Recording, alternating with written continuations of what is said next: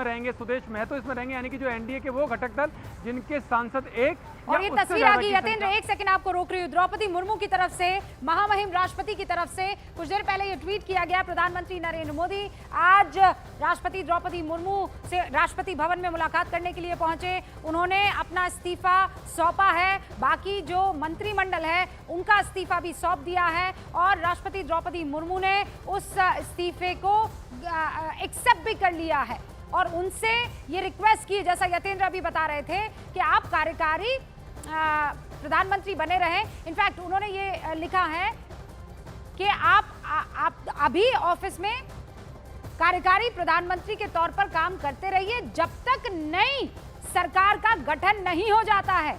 तो ये तस्वीर इस वक्त 17वीं लोकसभा खत्म हुई और अब शुरुआत होगी 18वीं लोकसभा की, लेकिन उसके लिए शपथ लेना होगी और शपथ लेने के बीच का जो ये वक्त है यही सियासी हलचल के दौर को और तेज करने वाला है। तो ये आपको एक बार फिर से तस्वीर बताते हैं। प्रधानमंत्री नरेंद्र मोदी की मुलाकात हुई है राष्ट्रपति द्रौपदी मुर्मू से, उन्होंने अपना इस्तीफा सौंपा है। इसी में प्रधानमंत्री नरेंद्र मोदी ने अपने मंत्रिमंडल के साथ इस्तीफा सौंपा है और जैसा कि लोकतंत्र में होता है कि जब तक नई सरकार का गठन नहीं हो जाता है, राष्ट्रपति की तरफ से जो उस वक्त प्रधानमंत्री होते हैं उनसे रिक्वेस्ट की जाती है कि देखिए जब तक नई सरकार का गठन नहीं हो जाता है आप कार्यकारी प्रधानमंत्री रहें, आपका मंत्रिमंडल जो है वो कार्यकारी मंत्रिमंडल रहे। आप ख्याल रखिए खुदा ना खास्ता अगर देश में ऐसा कुछ ऊपर नीचे हो जाता है तो आप जो है इसकी जिम्मेदारी लेके उसका निपटारा भी करेंगे। और इसीलिए प्रधानमंत्री नरेंद्र मोदी का ये इस्तीफा आप देखिए, चेहरे पर मुस्कान है, द्रौपदी मुर्मू उनके साथ यहाँ पर मौजूद है। प्रधानमंत्री नरेंद्र मोदी से मुलाकात के बाद प्रेसिडेंट ऑफ इंडिया यानी राष्ट्रपति द्रौपदी मुर्मू ने ये ट्वीट किया है। क्या ट्वीट किया है कि प्राइम मिनिस्टर नरेंद्र मोदी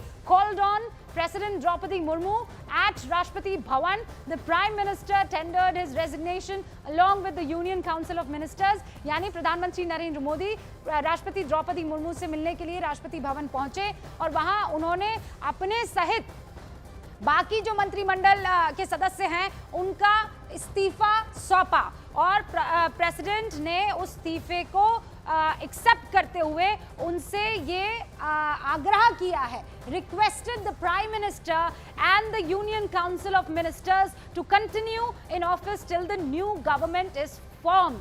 यानी आप इस वक्त कार्यकारी प्रधानमंत्री बने रहे, तब तक बने रहे जब तक नई गवर्नमेंट नहीं बन जाती है। नई गवर्नमेंट कब बनेगी? तारीख हमें मिल रही है 8 जून की, जब प्रधानमंत्री नरेंद्र मोदी दोबारा प्रधानमंत्री पद की शपथ ले सकते हैं। यतेंद्र हमारे साथ मौजूद है। यतेंद्र, ये यहाँ पर ट्वीट आ चुका है, लेकिन अभी इंतजार इस बात का है कि वो तारीख जो है, क्योंकि सूत्र अभी बता रहे हैं और वो समर्थन पत्र बड़ा महत्वपूर्ण हो जाता है कि कौन करता है उसमें दस्तखत, क्योंकि आप भी जानते हैं हिंदुस्तान की राजनीति को आज तक कोई ख्वाब पढ़ नहीं पाया है।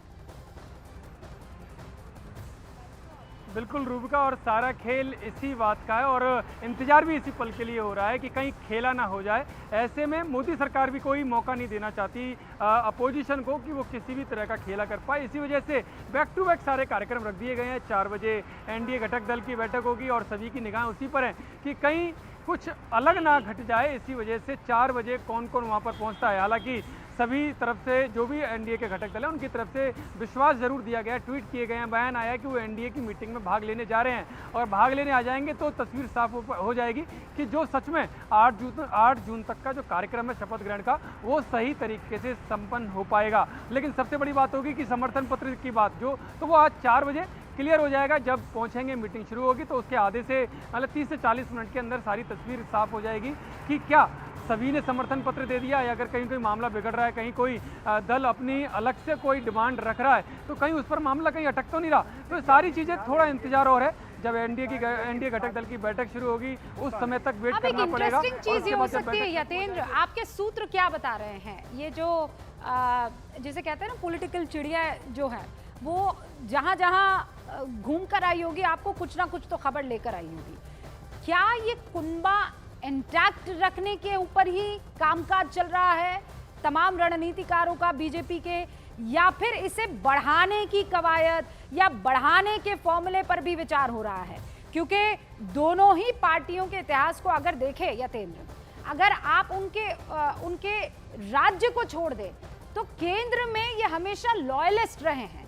मतलब इन्होंने, ऐसा नहीं है कि बीच में सरकारों से नाता तोड़ दिया हो, ना तो नीतीश बाबू ने ऐसा कभी किया है और ना चंद्रबाबू ने किया। एक आध केस मुझे हो सकता है आप उसे छोड़ दे तो, वरना केंद्र में ये लोग हमेशा एक मजबूत साथी के तौर पर रहे हैं। लेकिन हैविंग सेड दैट, ये इसके बावजूद उस कुनबे को बढ़ाने की कोई कवायद बीजेपी की तरफ से हो रही है?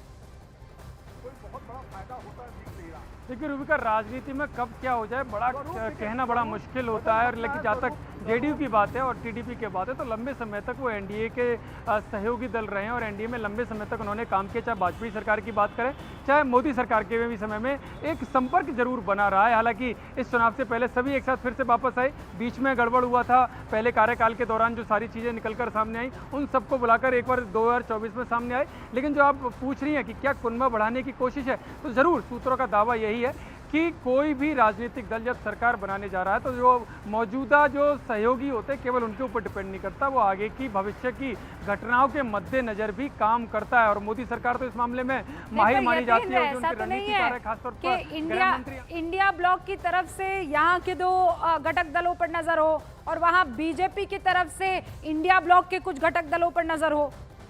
महाराष्ट्र से ही हो सकते हैं वो।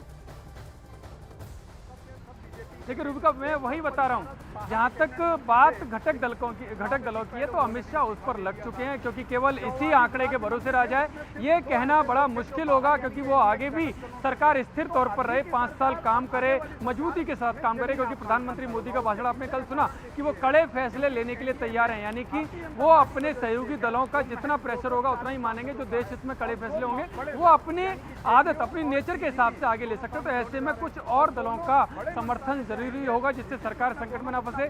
तो जो सूत्रों का दावा वो यही है कि कुछ बीजेपी के जो पर्दे के पीछे काम करने वाले नेता हैं, जो रणनीतिकार हैं, वो जगन के भी संपर्क में आ गए हैं। वो पुराने सहयोगी दल हैं, चाहे वो अकाली दल हो, चाहे उनके पास एक ही सीट है, चाहे वो उद्धव ठाकरे हों, चाहे या और भी रीजनल दल हैं जिनके पास 1-1, 2-2 सांसद हैं या जो निर्दलीय चुनकर आए हैं, वो अभी से ही, कल रात से ही उनसे संपर्क साधना शुरू हो गया, जिससे भविष्य में कोई संकट की स्थिति आती है सियासी तौर पर तो सियासी जो गुणा भाग है